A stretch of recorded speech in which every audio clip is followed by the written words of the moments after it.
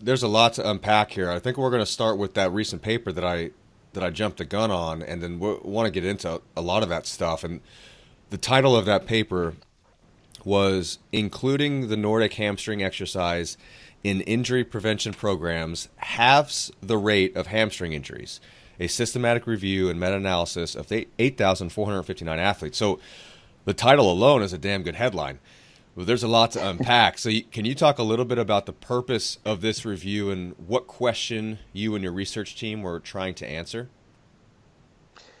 Yeah, sure. So let me just say that I think there's been a bunch of research attention and clinical attention towards the Nordic hamstring exercise and its role in injury prevention. So the first question you might ask is, why would you want to do another systematic review? Like, is it really necessary? We've got 3 really good ones already. So the reason we felt it was necessary is because of, well, for good reasons, methodological rigor. Previous systematic reviews have excluded a number of studies. And we said, well, as a clinician, the first question really is, if I use this exercise, will it prevent injury? So can we answer that really basic question? So to do that, we felt it was worthwhile doing a systematic review and including as many or most of the studies that have used or looked at the Nordic hamstring exercise in a prevention manner. And it ended up being significant. So we included almost double the amount of papers that included women athletes, papers from different geographical areas. We've actually put this together in a Power BI tool that I can share with you guys. You can put in the notes, where clinicians can go and play around with themselves and kind of filter out the elements that is more appropriate to them. So that's the first reason why we really wanted to do the study. And then because previously it's been shown that this is really effective. If you include the Nordic hamstring exercise in your programs, it seems to reduce the number of injuries you see. Now, what this paper doesn't do is address some of the common issues we face just working with teams, working with athletes, is because they only work if you do them. So we also know that there's a real issue around that. How do we plan? How do we implement? How do we structure this into an athlete's training program? And football's no exception. Players have congested matches, match weeks, or schedules. So we really need to figure those components out. But as a start, we can safely say now, with the results from this paper, that it really looks like the data's on the table. We can close the book and say, look, if you include this exercise, it definitely will help. There's probably still some conjecture as to why. Does it change the morphological structure, the architecture of the muscle? Is it just a strength thing? Do we need to do a lot of it? Do we need to do just a little bit? I think those answers are being shown now in different studies. But to me, it's a really simple answer. Include the Nordics if you want to reduce the risk of hamstring injuries.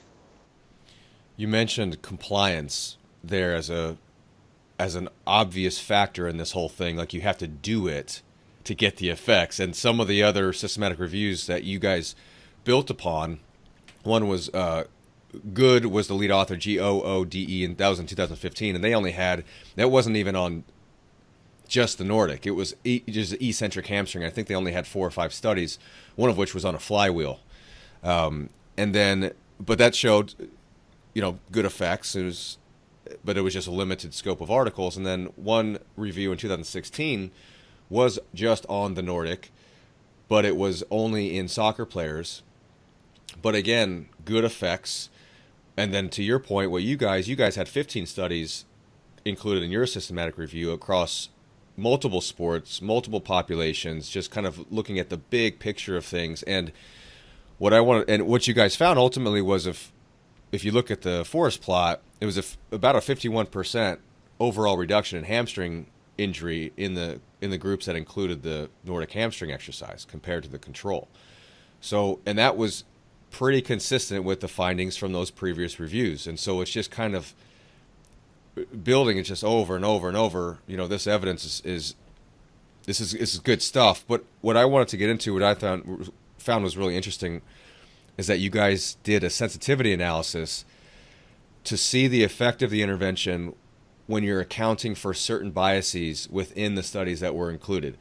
So what happens when we only look at randomized controlled trials from this group of studies? What happens when we remove studies that have allocation bias or attrition bias? What happens if we remove each individual study and only look at the rest of the studies? How much weight does one individual study skew the rest of the results? Can you talk a little bit about why you did that sensitivity analysis, why it helps kind of bolster the results of the study and what you guys found? Yeah, for sure. That's I think that's an important thing to know.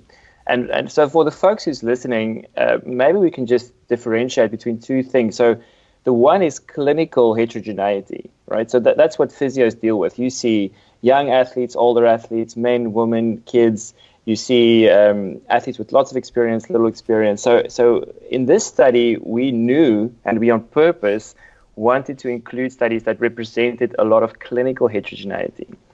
But if you include different types of studies that was performed in different ways, you're going to also increase the methodological heterogeneity or the statistical heterogeneity. So when you do that, you've got to kind of go and have a look and say, okay, wait, so we know that we've included a lot of stuff that might not really be the same. So we have to at least make sure that none of this is actually just a result of throwing a really bad apple in with a bunch. And so by doing all the sensitivity analyses, we were able to show that actually none of the studies skew the results completely. So if we remove them one by one, and then if we include only the really high quality studies, you have a little drop, but only by maybe 3%. I think it was 3%. If we remove the bias studies that we in our bias analysis could say, oh, this looks like there was some bias involved, it again doesn't skew the results too much. So from a statistical point of view, this is actually not how you would run a meta-analysis. You actually really want something that has very little heterogeneity. But from a clinical point of view, that's kind of what we deal with. And because our sensitivity analysis showed us that, that was okay, like nothing here actually skewed or influenced the results dramatically, we feel we can stand by these results and say, look, we can honestly say that we think you should do this. Interestingly, if we only took the studies that looked at female athletes, women athletes, then there's no preventative effect. Now you could say, well, cool, like I'm working with female athletes, I won't do them then. But I think the overwhelming evidence, so if we had 10 more studies including women athletes, that would change. So traditionally, we haven't seen a lot of hamstring injuries in female sports. Maybe there's a strength element to that. But I think as the female game changes, and it's certainly going to do that in the next couple of years, if it hasn't already, we're going to see more of these injuries because women are being supported more to perform at a high level and to play sport professionally. So even for those, I would say the overall result still counts, and you still have to think about doing Nordics in your program, or at least, let's say, the evidence is there that Nordics is a good idea to include in your program. Would it also be such that perhaps the studies that only looked at female athletes, you've got just sampling issues, or it's just there's just not enough data to give you that bigger picture? But like you said, if there's just more studies that come out, regardless of even if the sport changed, we'd probably maybe see a trend. We're pontificating, we don't know that, but are there any thoughts as to why so far you see less effect of an exercise like the Nordics on the female athlete? Yeah, I mean, the simple answer is exactly what you say. I think we don't know. So we could probably guess. And I think one thing for me would be that it's taken a while for us to actually really get behind our female athletes. So it's really been maybe the last decade, not even, where we've said, okay, we'll actually put the resources, the coaching, the money into supporting our athletes to be full-time professional athletes. I know in the States that's maybe a little different, and in other first world countries, certainly in South Africa, that's been a big battle, and in other countries like that. But I think we're definitely getting to a point now where we might see different trends for men and women. The other question then also would be whether men and women have different traits that might suit different sports better. I mean, we can go down a rabbit hole here if we want to.